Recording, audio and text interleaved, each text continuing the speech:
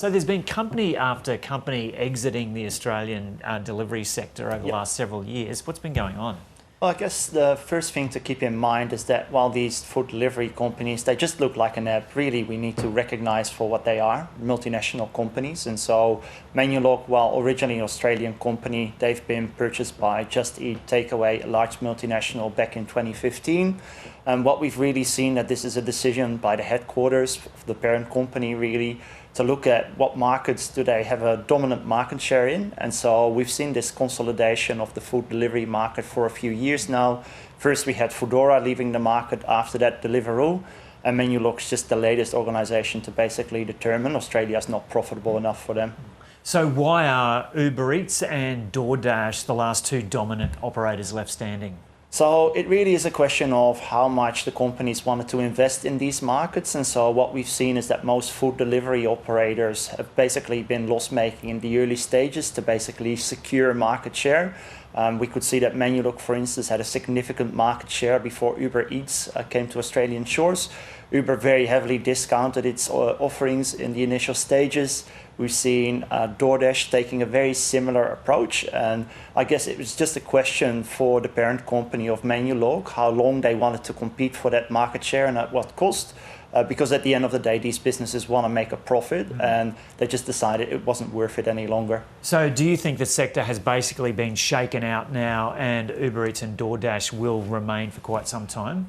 That's the most likely scenario for the foreseeable future, unless there's another company that would like to come in, offer a new type of service, and would be willing to incur losses to basically get consumers to start using their platform. But for the time being, it very much looks like we're heading towards this duopoly type situation in the food delivery sector. And why have they been successful where Menulog wasn't? Is it because they heavily discounted early on? It's a combination of different factors. So it definitely has to do with the price points, and the important thing with platforms is the network effects associated with them. So the more people that are on your platform, the more people that order through your platforms, the more restaurants want to get on there. And so really you need that critical mass. And so that's why in those early stages, they're happy to be somewhat loss-making to create those network effects.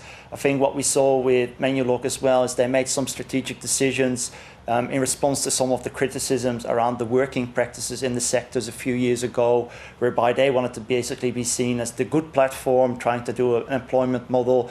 And perhaps some of those decisions didn't pan out in the long term, particularly given some of the regulatory reforms we've seen in the gig economy by the Albanese government as well, which somewhat overtook some of the initiatives that Menulog was working on. And what's happened with conditions for gig workers now? It's a great question. So it's a very live question that's still playing out at the moment before the Fair Work Commission. So we have seen a number of applications being made by the Transport Workers Union to get minimum standard order applications in place for workers on food delivery apps. At this stage, no orders have been made. That's still playing out through the Commission for over a year already. It will take a little bit longer. And so it's something that will take effect at some stage. We're already seeing some improvements, like unfairly deactivated workers can now go to the Commission and seek reinstatement. So there has been some movement in the sector as a result of some of the initiatives by the government. But there's still work to be done.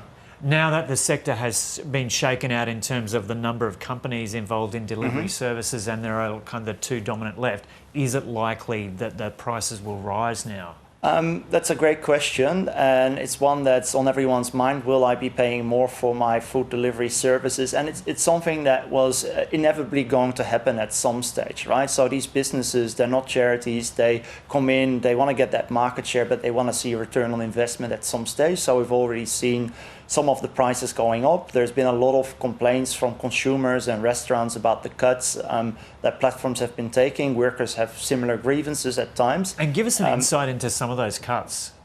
So it really is a fee that can depend from platform to platform, but some platforms take up to 25, 27% margin. And so workers are often quite unhappy with that. Restaurants can be quite aggrieved by it. But the prices could still go further up now that we've only got two dominant platforms remaining. There's a number of smaller players in the sector as well, but there's only two bigger players left. And so if a meal costs $20, the platform can take $5. And what's the rider getting? It really depends on the situation, but most platforms, they're fixed fees depending on distance, and a combination of other factors like the number of demand workers might get a little bit more. But what we've seen over time looking at workers' earnings is that they've not necessarily gone ahead and in some instances gone backwards, because it really depends how many workers are looking for work on these platforms. What we'll see now is probably an influx of workers from the Menulog platform to some of the others.